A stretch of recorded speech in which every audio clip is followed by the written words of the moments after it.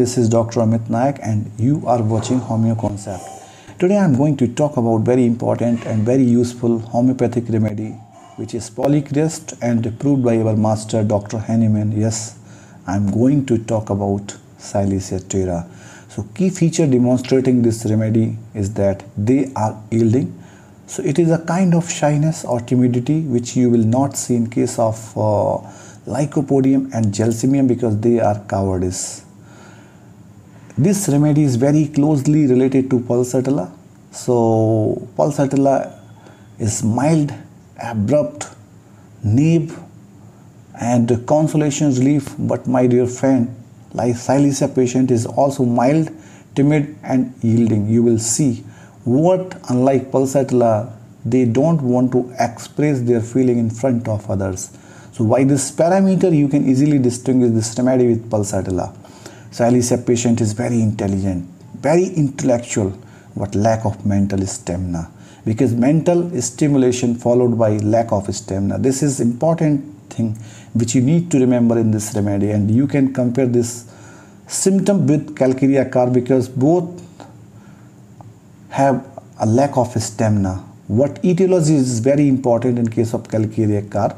So anxiety and worries. So there are two important reasons for lack of stamina in case of Calcarea car, but my dear friend, you will never see in case of Silicea. So this is very important and very interesting feature which you will only see in case of Silicea. And Silicea patient is not demanding and not depending. This is very important. So you have to understand two important symptoms: not depending and not demanding. So you can compare two important remedies, Arsenicum album and Phosphorus. So Arsenicum album patient is very dependable, very dependable and very despair, my dear friend. And Phosphorus patient is also very dependable. What Phosphorus patient is also mild like Silicea. So by this parameter, this is very important parameter by which you can easily distinguish, or you can say compare this medicine with Arsenicum album and Phosphorus. So this point is very important. And when we see or when we describe the constitution of patient, so the patient is very thin and delicate, aesthetic, refined, aristocratic. This is very important. And Silicea patient is also very intelligent, intellectual, perspective, what not assertive or aggressive. This is also very important remedy for those people who are intelligent and intellectual. So you can compare this medicine with Lachesis. What? Because Lachesis patient is very intelligent and intellectual. What? Lachesis patient is critical and very aggressive, which you will not see in case of Silicea terra. This is very important. And Silicea patient, as I told earlier, that Silicea patient is not demanding. So for example, the question does arise in every mind that many students asked many times in my class that, sir, I am unable to understand what is the meaning of this word demanding.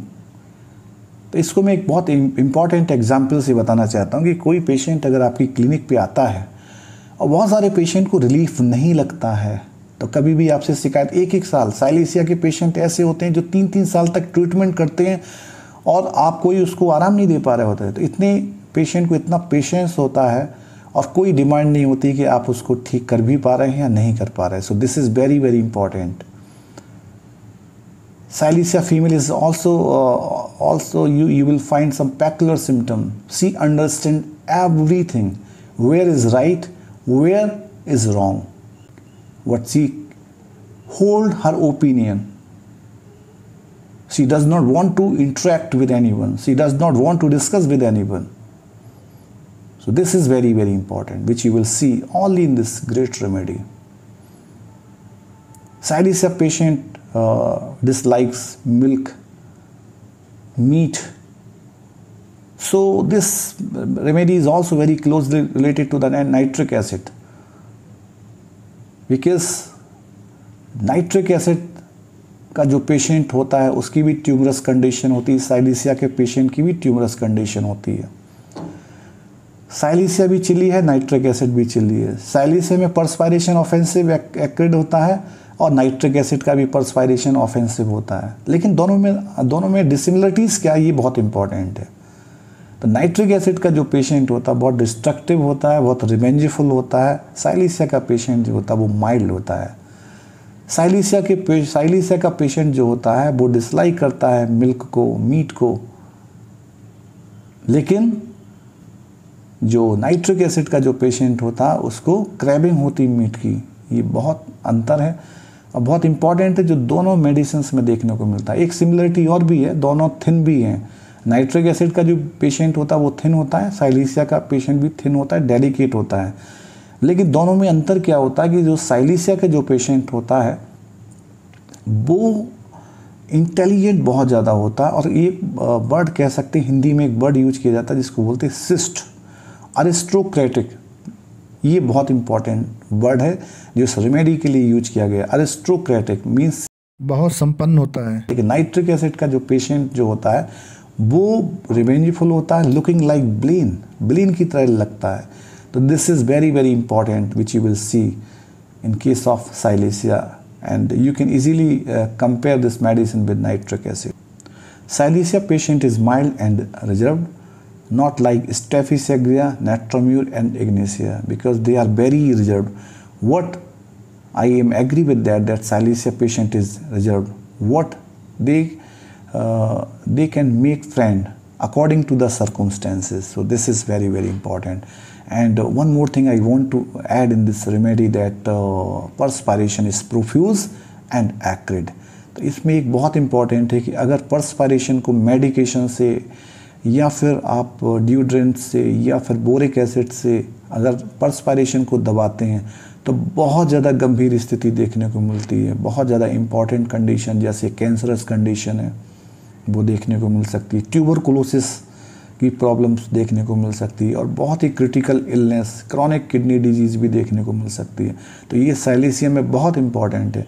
दूसरा, अगर silicea का patient को अगर पर्सपायरेशन हो रहा है और drought of air में वो जाता है और उसको पसीना जब एवोपरेट करता है, सूखता है, तो उसको हेडेक एंड अर्थराइटिस की प्रॉब्लम हो सकती है। तो ये दोनों बहुत इंपॉर्टेंट चीज़ें हैं। और silicea is a very important remedy for hyperhidrosis. ऐसे बहुत सारे पेशेंट आते हैं जो हाइपरहाइड्रोसिस से रिलेटेड होते हैं। So at that moment we need to understand that which medicine we have to prescribe. So silicea is very important remedy which cover this symptom. और फुट स्वेट बहुत इंपॉर्टेंट फीचर होता है, और foot sweat में जो होता है वो एक्रिडिटी बहुत ज़्यादा होती है। और साइलिसिया का जो पेशेंट होता है वो दिन में 3 से 4 बार नहाता है, फिर भी उसको सेटिस्फेक्शन नहीं मिलता है। और इस मेडिसिन को डॉक्टर जॉर्ज विथोल्कस ने कंपेयर किया है सल्फ़र के साथ। सल्फ़र का पेशेंट भी गंदगी में रहता है, बहुत ऑफेंसिव होता है। इसलिए होता है क्योंकि वो स्पॉट में अपनी बॉडी को क्लीन करता है। जैसे मान लो अगर कोई पेशेंट मॉर्निंग में उठता है, मुँह धो लिया और कॉलेज चला गया, लेकिन उसने नहाया नहीं, तो ऑफेंसिवनेस देखने को मिलती है। तो ये बहुत इंपॉर्टेंट है। साइलिसिया का जो पेशेंट होता है वो ऑफेंसिव पर्सपायरेशन से परेशान होता है, इसलिए दिन में 3 से 4 बार नहाता है, फिर भी सेटिस्फेक्शन नहीं मिलता है। और फुट स्वेट बहुत ऑफेंसिव है, बहुत एक्रिड है। इसीलिए एक बात बहुत इंपॉर्टेंट कही जाती है साइलिसिया के पेशेंट को कि ये ऐसे पेशेंट होते हैं जो कि जैसे अगर कोई शॉक्स यूज करता है 2 या 3 साल चलते हैं, लेकिन ये जो पेशेंट होते हैं इनका जो शॉक्स होता है वो 2 से 3 महीने ही चल पाता है। सो ये बहुत इंपॉर्टेंट फीचर है जो इस मेडिसिन में देखने को मिलता है। अभी मैंने एक बात बता रहा था कि जो पेशेंट जो होते हैं वो डिमांडिंग नहीं होते हैं, और अगर उनको क्लिनिकल प्रैक्टिस में कैसे आप यूटिलाइज करोगे, कैसे उनको आइडेंटिफाई करोगे।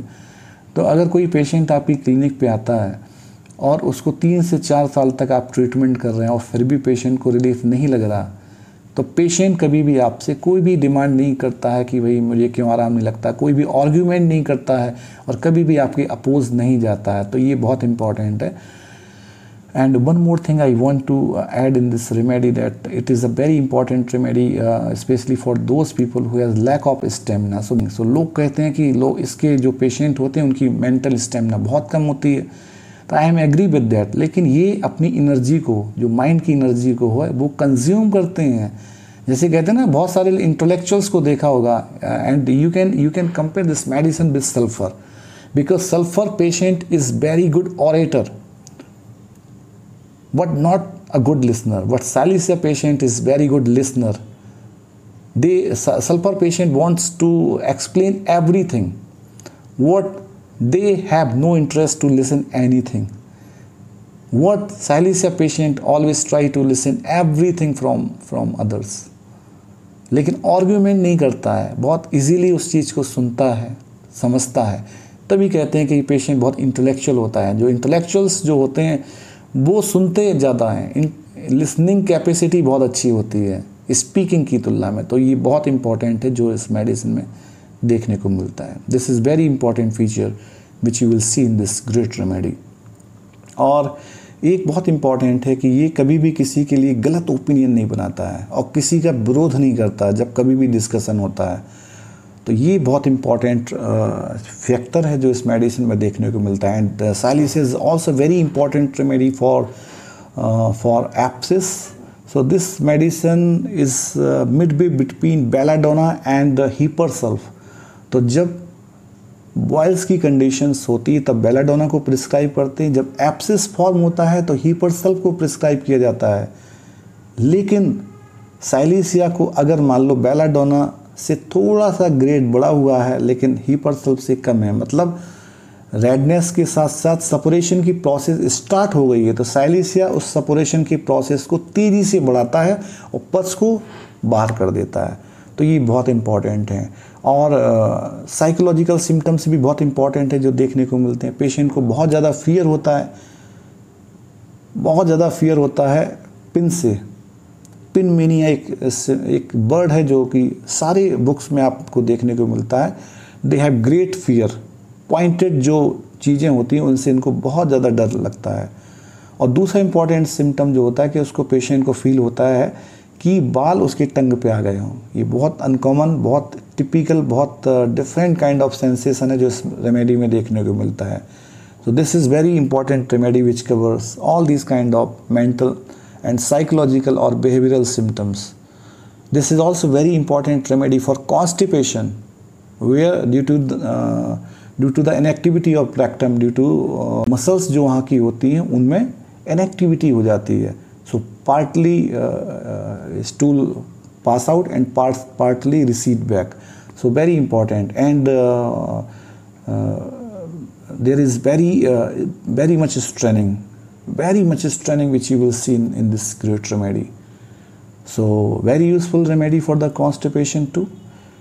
Most of the problems aggravate in full moon, so you can think about this remedy. So second important remedy which you need to remember, that is the calcarea carb, and aversion to salt, meat and milk. This feature is also very important because aversion is very important feature which is related to the mental aspect. So you will see in this great remedy. So my dear friend, I hope that you got everything from my side. So thank you so much. So I hope that you got everything from my side, and I know that you people are very intelligent. If you have any query or any questions on your mind, you will just write down on comment sections. So I will definitely give feedback from my side. So thank you so much. Have a nice day. Bye bye.